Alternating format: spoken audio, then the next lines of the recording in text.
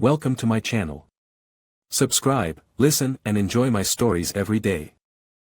On a quiet suburban street where the rows of houses stood like sentinels guarding their resident secrets, I, Nolan, lived what I believed to be an unremarkable life with my wife, Elise. The stillness of our routine was shattered one fateful afternoon when a gentle knock echoed through the hallway of our home. Opening the door, I found our neighbor, Mrs. Peterson, standing with a face etched in concern. Her eyes flitted nervously behind her glasses as she clutched her purse tightly against her chest. "Nolan, I need to speak with you," she said, her voice trembling slightly. I invited her in, noting the unease in her steps as she walked into the living room. She settled onto the couch, her hands still visibly shaking. "It's about Elise," she began, pausing as if searching for the courage to continue.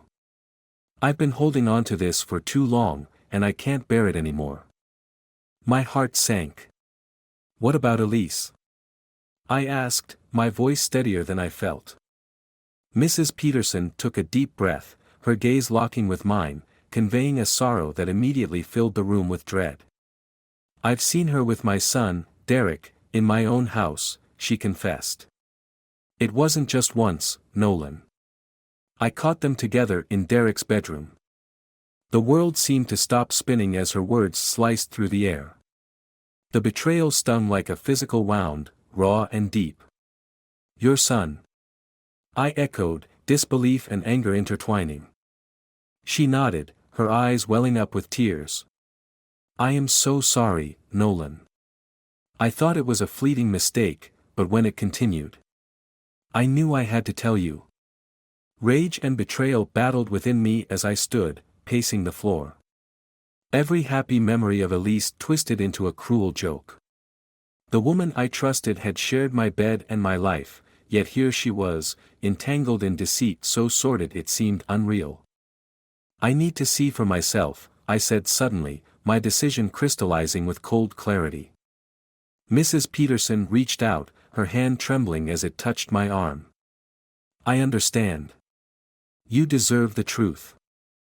I left my house driven by a tumultuous mix of emotions, my steps quickening as I approached the Petersons' residence just across the street.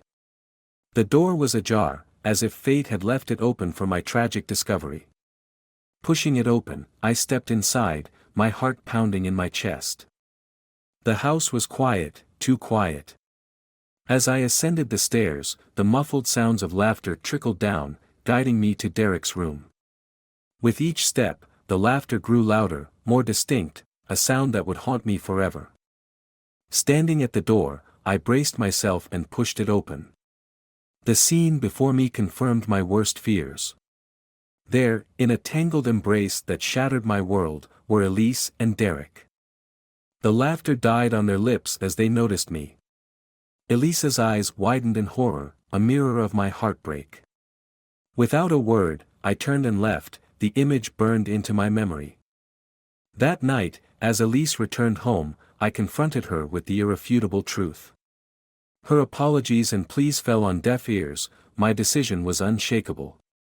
Driven by a cold, searing need for retribution, I set about dismantling the life we had built together. Legal proceedings were swift, fueled by the fire of my betrayal. Elise's protests were no match for the evidence, and soon, the divorce papers were signed, her possessions removed from what was once our shared home. As I watched her drive away for the last time, the weight of what I had done, and what had been done to me, settled in. The chapter of our lives together was closed, sealed by infidelity and revenge. Yet, as the dust settled, questions lingered, the intrigue of Elise's betrayal hanging in the air, a promise of revelations that were yet to unfold in the chapters to come. The sun had barely risen, casting a pale glow over the quiet street, when I decided to confront Derek. The bitter taste of betrayal still lingered as I walked across the street to the Petersons' home, where the truth had first started to unravel. I knocked loudly, my heart pounding with a mix of anger and anticipation. Mrs. Peterson answered the door, her expression weary and filled with dread as she recognized the turmoil in my eyes. "Derek needs to speak to me," I stated firmly, pushing past the threshold without waiting for an invitation. She nodded, leading me to the kitchen where Derek sat, his posture tense. The morning light did nothing to soften the harsh lines of deceit etched across his face. "Derek," I began, my voice cold and steady, "why?" He looked up, his eyes meeting mine, a flicker of guilt passing through them. "I'm sorry, Nolan.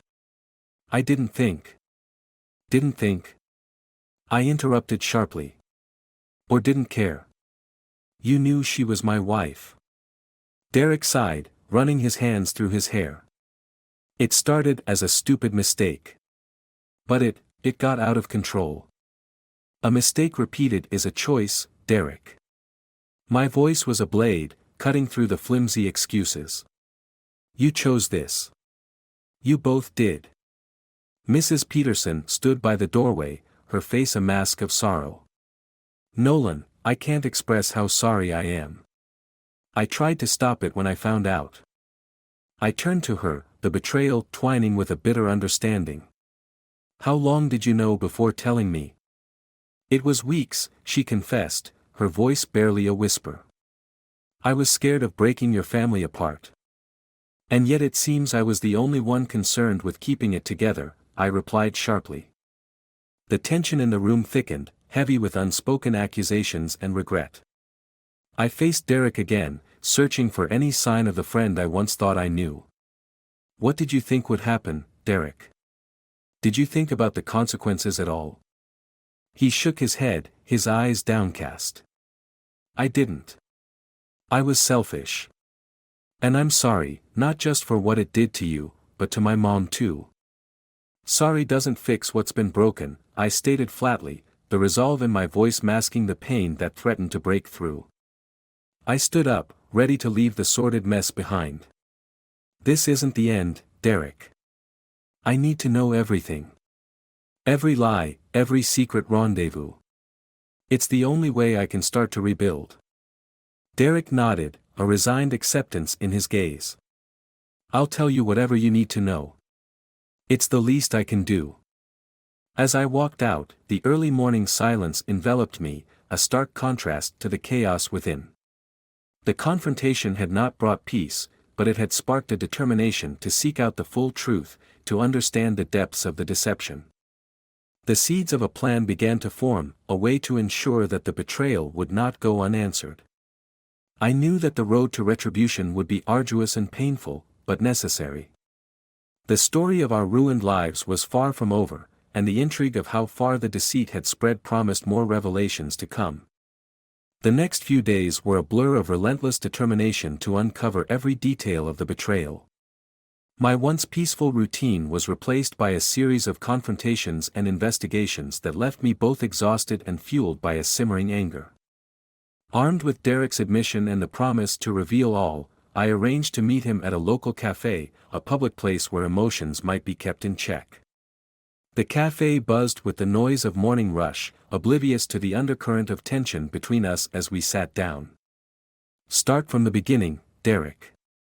I want to know how this all started," I demanded, my voice firm, cutting through the clatter of coffee cups and chatter. Derek hesitated, his fingers tapping a nervous rhythm on the table. "It was at the neighborhood block party last summer.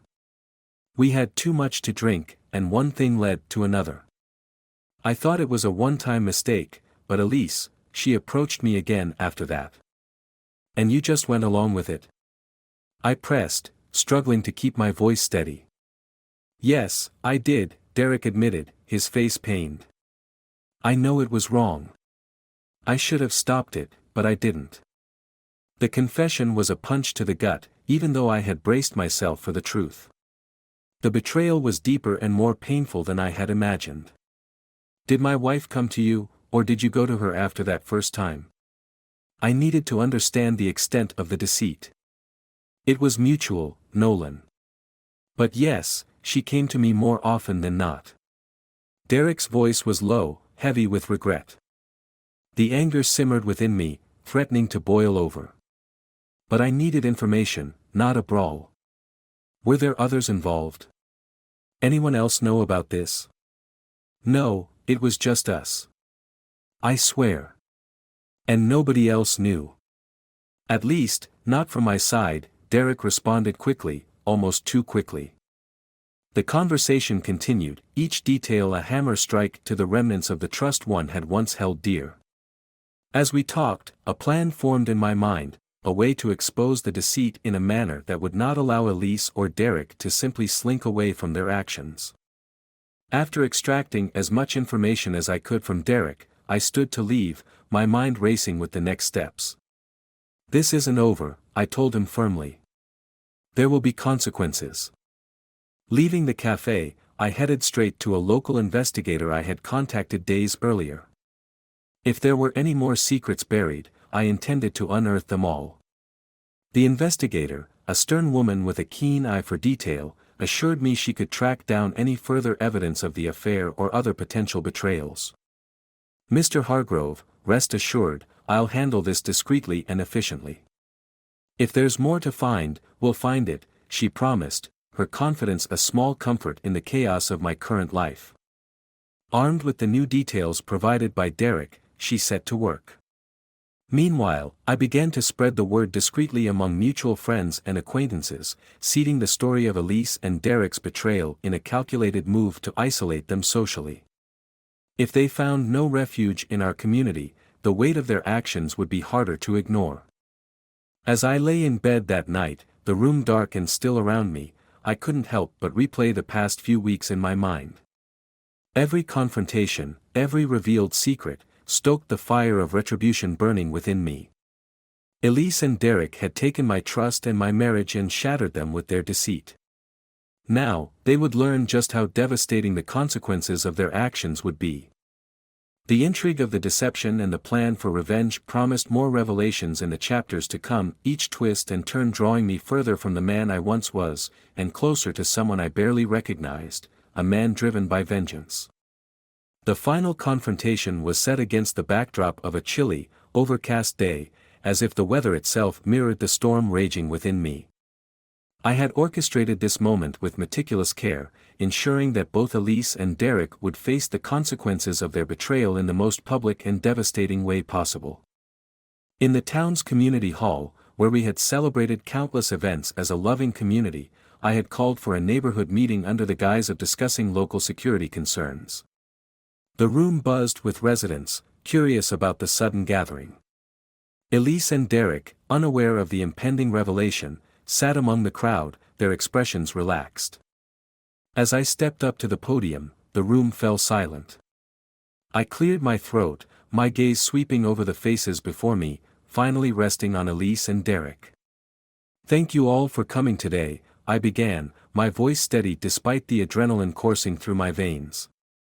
"While I have your attention, there is a pressing issue that needs to be brought to light." Elisa's eyes met mine, a flicker of uncertainty passing through them. Derek shifted uncomfortably in his seat. The trap was set, and they were right in the center. "I stand before you not just as a concerned neighbor but as a man betrayed," I continued, my voice growing stronger. "Betrayed not by strangers, but by people I called my wife and my friend." Murmurs filled the room as the community absorbed my words. Elisa's face drained of color, her hands clutching at her chair. Derek looked around, panic setting in as he realized the nature of the meeting. "The person I trusted with my heart, and the friend I trusted with my secrets, have been carrying on an affair under our very noses," I declared, throwing a stack of photos on the projector, the images of Elise and Derek in clandestine embraces illuminating the wall. Gasps and whispers erupted from the crowd. Elise stood up, her voice shaking as she tried to interject. "Nolan, please, let's talk about this." "There's nothing left to discuss," I cut her off, my voice cold. "Everything was a lie, and today, everyone knows the truth of who you really are." Turning to Derek, I threw down a folder containing emails and messages between him and Elise. "And you," I said, the anger in my voice palpable, "you are no longer welcome here, by anyone." The room was in uproar, the community's shock turning into angry murmurs directed at Elise and Derek. Shunned by those they once called friends, they had no allies here. As they hurried out, humiliated and isolated, I felt a grim satisfaction. This was the retribution I had promised. But my revenge did not stop at public humiliation. Over the next days, I made sure that every aspect of their lives felt the impact of their decisions. Derek's business dealings began to falter as partners withdrew, wary of his lack of integrity. Elise found herself ostracized, her social circles closing in her face.